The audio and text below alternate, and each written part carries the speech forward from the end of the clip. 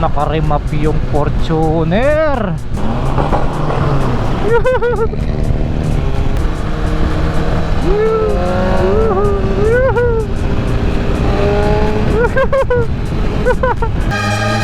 Hindi siya yung naiinis. Ano ba yun? Ay! Bossing! Bomba! At iiwan na natin dito dahil gagawan nila ng bagong canister.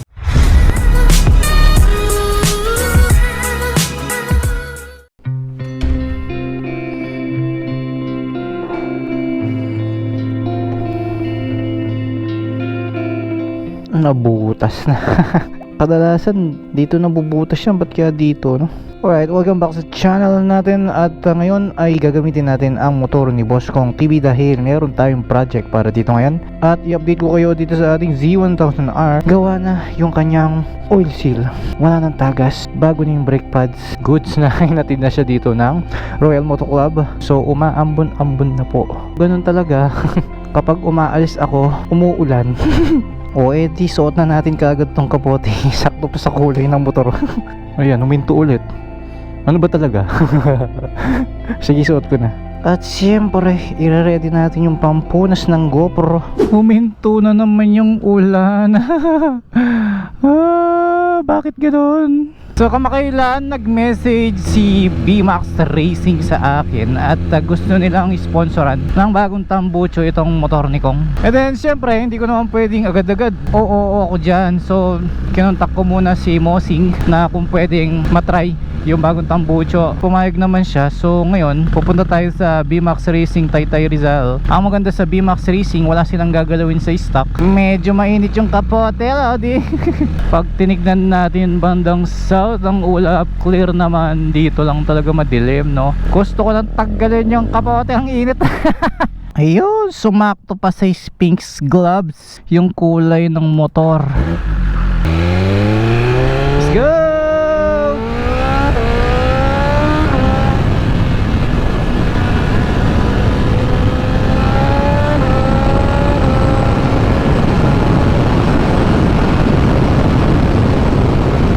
Alam nyo ang mahirap sa sports bike boat sa nakakangawit siya, kapag ka nalulubak ka dahil yung ulo mo nakasubsob tapos nakatungkod yung kamay mong ganyan, yung impact ng lubak na pupunta sa ulo. So yung vision mo sa kalsada, instead of stable lang na ganyan, naaalog din, parang ganyan, no? Siya nga pala, kung napapanood nyo ito exactly sa araw ng Sabado, kasi doon tayo nag-upload Saturday and Tuesday. So nasa China po ako ngayon. Kaya sinakto ko itong video na to para habang nasa China ako, meron akong ma-upload at ma-update ko kayong lahat. Ang gagawin nga pala namin sa China, magbabakasyon lang kami doon ng mga siguro 1 linggo. Tapos baka may order kayo sa Shopee, ha. Pupunta rin kami sa Shenzhen. Kunin ko na sa Shenzhen Sorting Center.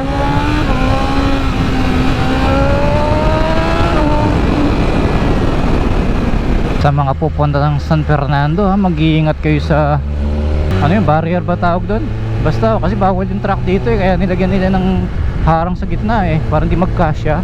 Paano kung motor?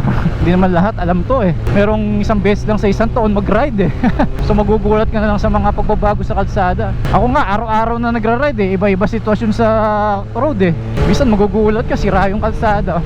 At syempre magpapagas tayo. Kargahan din natin ng special na gas. May nabasa nga pala akong comment, nagtatanong kung nasaan ang steering damper ng M1000R. At ayun po nandun siya sa ilalim. Ayun dito kita pala, ayan So mukhang hindi siya electronic.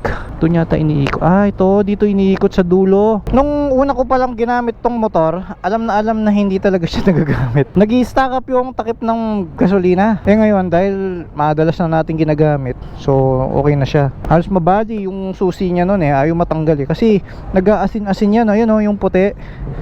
Hindi ko alam kung anong solusyon dito. Mosing, kailangan ma-detailing to. Nagkaroon tayo ng idea para sa mga susunod na utos ni Kong. Sabi ko sa inyo sikat yung motor ni Boss Kong Sa kulay pa lang ng motor kilala nila Kasi ako pabago-bago ng outfit So yung motor ang mas nakikita nila kasi 1 of 3 lang to yun Kaya sabi ko sa inyo pag nakita nyo ang motor na to, 70% ako yun. Thank you. Bye-bye. Kasi mayroon 3 ganito sa Pilipinas. At yung isa nag-message sa akin for sale daw. So yung isa hindi ko alam kung nakanino.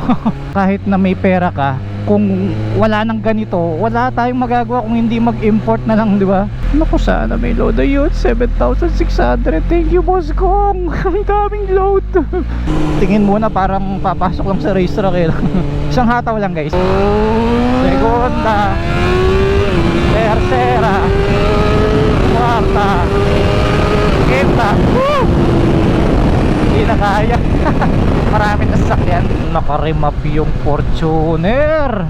May sticker ng ACU. Nagre-remap yan. Tapos may sticker din ng Sad Boys. Clothing line yan. Yan yung umuusok-usok siya pagka maarangkada eh. Wala yung tambucho niya. Hindi ko makita. Ay, yun yung tambucho niya. Nasa side. Galing. Ganda. Grabe yung usok niya. Ganda. Nice. Ganda.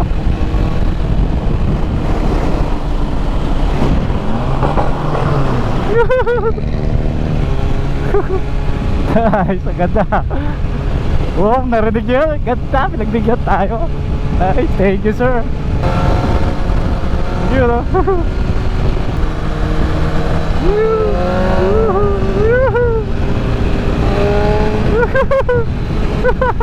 Thank you.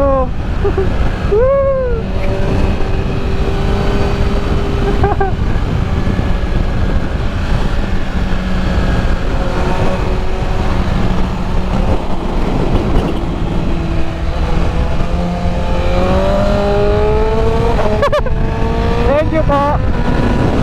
Isang bomba muna bago sumabak sa traffic. Ito nga palang episode natin ngayon is part lang siya ng ikawalong utos ni Kong TV. Dahil ang talagang ikawalong utos niya is yung pag napalitan na yung tambucho. Ito kasi papunta pa lang doon. So sakto habang nasa China ako, ginagawa na nila yung tambucho. So pag uwi ko from China, pasok sa ikawalong utos.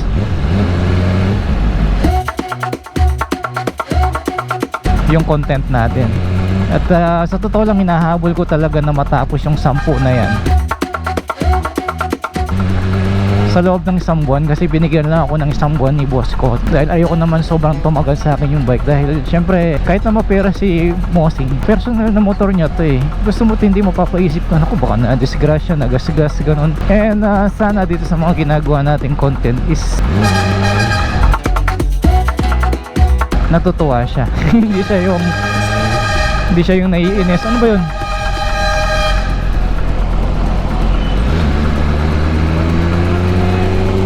Hi! Bossing! Sige!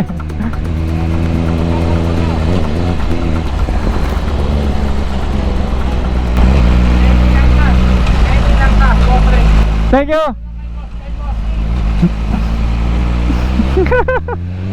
Akala ko sino binubusinahan niya. Nice, shoutout sa'yo, sir.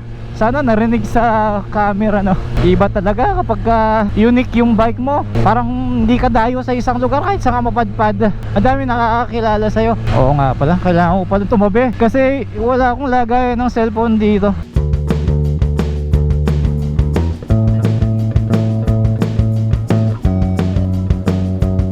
Sarap! Ba, bagong kasal, oh. Sakto pala yung brand na ilalagay na tambucho kasi yung asawa ni Mosing, V yung pangalan instead of B-Max. V-Max na lang. Ayan, medyo matagtag lang talaga yung sports, no? Lalo na sa likod. Taste lang. Kaya sabi ko nga, agad mawawala yung gutom mo sa ride kapag nag-sports ka eh. Busog ka kaagad dito eh. Para siyang fast food eh. Tumatalon talaga sa EDSA, hindi mo ma-maintain yung speed eh. Mawawalan ka ng control eh. Patay ulo mo, umaalog eh. Ito yung sinasabi ko kanina eh. May mga humps pa naman dito. Bumabalik ng kusa yung side mirror sa sobrang alog, no? Nakakahilo pag umaalog yung ulo. Ayun na, bumabalik yung side mirror niya. Yeah. Naiipit yata yung rubber niya dito. Kasi masikip dito yung side mirror ng ports kasi malayo, tignan nyo oh. Sakto pa sa side mirror ng kotse. Pero buti naman yung side mirror ng S1 malambot. Pag natabig lang ng konti, babalik siya. At saka plastic lang siya. Kung makatama ka man, hindi siya mag-iiwan ng damage. Ang nipis lang ng S1, kasya siya oh. Yung pinapasok ng Mio M3 kaya nyo oh. Ang mahirap lang sa mga sports yung pagliligo kang ganyan. Pero yung diretso na masikip kaya nyo kasi sobrang ipit eh. Nakadikit yung tuhod mo sa tangke. Yung shifter nya nakapasok, tas yung manibela maiksi lang din. Tsaka laking bagay nitong lever guard sa kanan kasi may cover yung brake lever natin para sa front. Pag traffic na ganyan dapat lagi ka lang sa kanan eh. And nararamdaman ko medyo umiinit na yung tuhod ko. Hindi sa hita sa tuhod eh. Ako hindi naman ako expertong rider eh. May experienceado lang ganun. Pero yung mga mabibigay kong tips lang is based lang sa mga naranasan ko sa road. Ngayon dito sa paggamit ng sports bike sa traffic, napansin ko mas okay makapagsingit-singit kapag mababa yung body position mo. Yung wag kang dediretso ng ganyan. Alam mo yun, yung paggalaw mo kasi imbes na mataas ka, pag mababa ka lang, mabis kang gumanon. Ngayon tatansyahin mo lang kung kasya ka. Like now oh. Oh, di ba? At wag kang makakatama ng sasakyan. Especially ngayon, kilala nila yung motor, di ba? Madali kang ma-identify eh. At pagdating sa traffic naman, wag lang natin idaan sa init ng ulo eh. Alam naman natin na talagang traffic, ganun. Tapos sumabay pa yung mga sasakyan, ayaw tayong pagbigyan. Ganun talaga eh.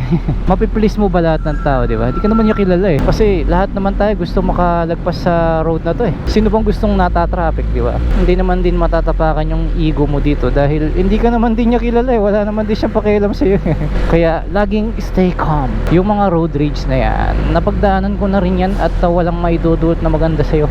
At kahit ikaw pa pinakamataas na tao sa mundo, makakahanap ka ng katapat mo, lalo na sa kalsada. Hindi lahat ng oras ikaw ang pinakamalakas. Ang nipis ng motor, kasyang kasya no? Parang mas mahirap pa isingit yung Z1 dito. Tapos pala kapag sports bike yung gusto mong gamiting bike, magpalakas ka ng arms mo. Dahil kahit sabihin mong magaan yung clutch kapag nakahinto ka, pag tumagal yung ride, bumibigat yan eh. Nako, nasakto pa. Sabay na kaya ako eh. Hey! Ayos no? Nakilala tayo ng convoy, nice. Lupit pala talaga ng motor ni Boss Kong eh no? Ayun, kapag ka nahihinto tayo, ang init ng motor, nakakapaso siya. Nasusunog yung hita ko, grabe. Ay hindi pwedeng hindi ka nakapantalon dito.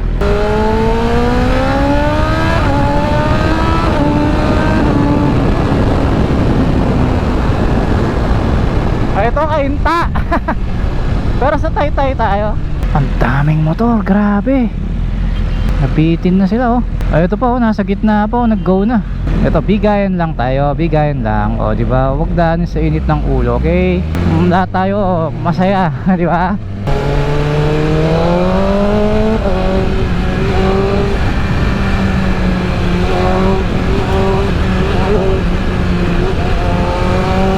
Itong tulay na to, naalala ko na to. Malapit na lang dito. Kasi from Balintawak 20 kilometers na lang eh.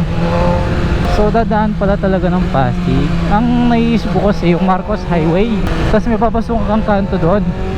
Alam mo papunta ng drip exhaust yun eh.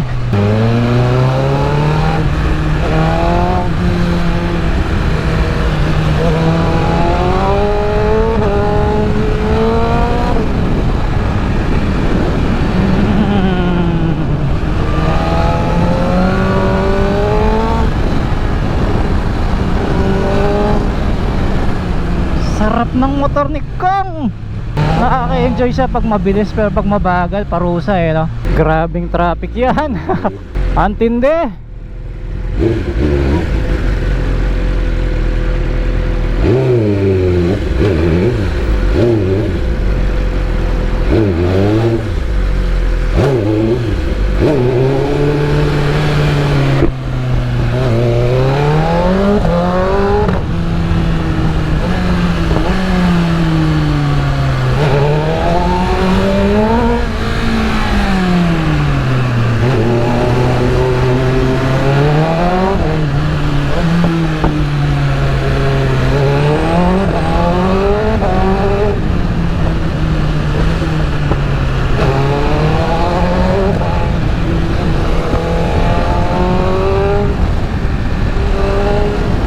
kilometers na lang pala, tay-tay na.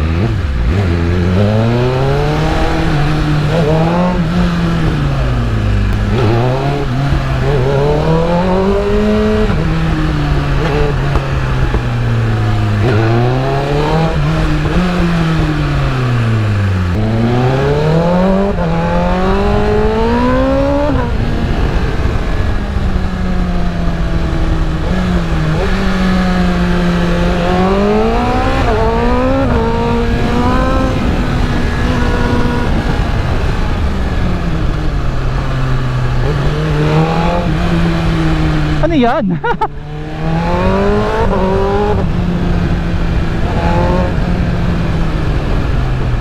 Malupit ng mga jeep dito. Iba na yung mga pormahan nila, no?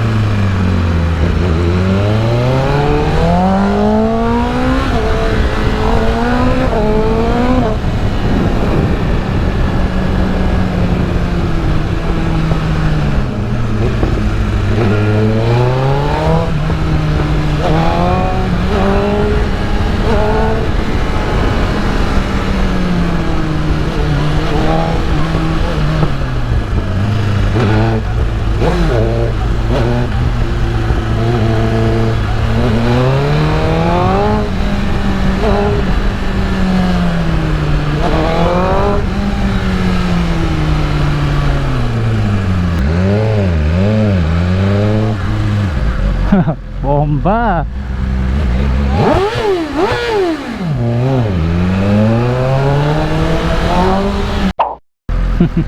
Dito tayo makakita ng mga damit ni Parak, tapos halos kinapin nila eh, no?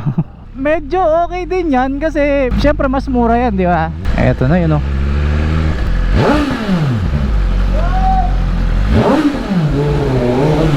Eto na ang VMAX. Pre! Hindi naman kita na sa lubong, sabi ko sa lubong. Wala, nangaligaw-ligaw nga ako eh. Buti na nasuntun mo. Oy, pahinto-hinto ako eh. Sabi sa loob si boss. Ah, sige. Pasok muna. Hello. Boss. Pre, long time no see. Kidlat o kay B-Max. Maganda VMAX. Oh. Oh, yes. Oh. Okay, so may mga naghihintay na followers tayo dito. And yeah, mamigyan na tayo ng sticker. Sino yung naghihintay sa sticker? Yun, naka-long sleeve pa. Yun, oh. Thank you. Pre. Thank you. Ito yung itsura nung harap ng shop ng VMAX Racing. Tapos tagtad na ng sticker ng mga vloggers, mga brands, yung kanilang window. Pasok naman tayo sa kanilang display area. Dito nakapark yung mga motor na gagawin nila. Like merong click ngayon dito. Tapos ito, papalitan yung canister, enduro na motor. At iiwan na natin dito dahil gagawan nila ng bagong canister. So ang plano namin, hindi namin siya ipo full system dahil Alam niyo naman, mahal na yung kanyang tambucho kasi naka-Acra na yan. At siyempre, ayaw ni Mosing Kong ng maingay sa kanilang village. Baka mareklamo. So, ang plano namin, canister lang ang papalitan mula dito hanggang dito lang sa pinangmamountingan. Ayaw namin galawin yun dito dahil gusto namin ma-maintain pa rin yung stock para yung value is hindi maapektuhan. Tapos, ang pangalan na ilalagay natin dito, bigyan ko na kayo ng clue, is VMAX. Then, merong kidlat dahil yun yung pangalan ng kanyang anak. At, ayun, excited akong makita yung kanyang disenyo at siyempre magbabago yung kanyang tunog. Eto naman yung mga tapos ng ayusin ng mga tambucho at ready for shipment. Naka-plastic lahat sila. Patterns yan, sir? Ah, okay. So, dyan yung ginagaya ninyo, no? Black edition elbow. Black edition elbow ng VMAX, oh. Tapos kinapit yung uman na kami. Tapos, uman na canister. Sa bawat motor na natatapos, pipicturean ni tropa. Yun, tuloy-tuloy yung pag-welding ni Sir. Oh. Pantay nga naman. Ayan, tignan nyo yung result. Oh, ang ganda, oh. Diba? Pantay na pantay. Ito naman yung itsura ng print natin sa canister ni Mosing Kong. Pinangalan namin ng B-Max. As in si Ma'am B, yung asawa ni Mosing. At nilagyan namin ng kidlat para sa kanyang anak. Ayan, Mosing, oh. Ang ganda, oh. Nawala, nag-brown out, pre! O yan, abangan ninyo sa susunod na video natin. At dito natin yan ilalagay. Ayan po yung canister. So, abangan po ninyo. Alright. So, merong binibigay sa atin ang B-Max Racing na bagong tambucho. Full system exhaust ito na pang, ano yan, pang Sniper 155R. So, kasama na yung kanyang mga elbow and headers. At yung isa naman is pang Aerox. Yeah, black naman. Ang ganda nung bracket niya dito Quality na. Nice. So, yan. Power pipe lang yan. Hindi siya sobrang ingay. Parang pinalabas lang natin yung tunog niya, no?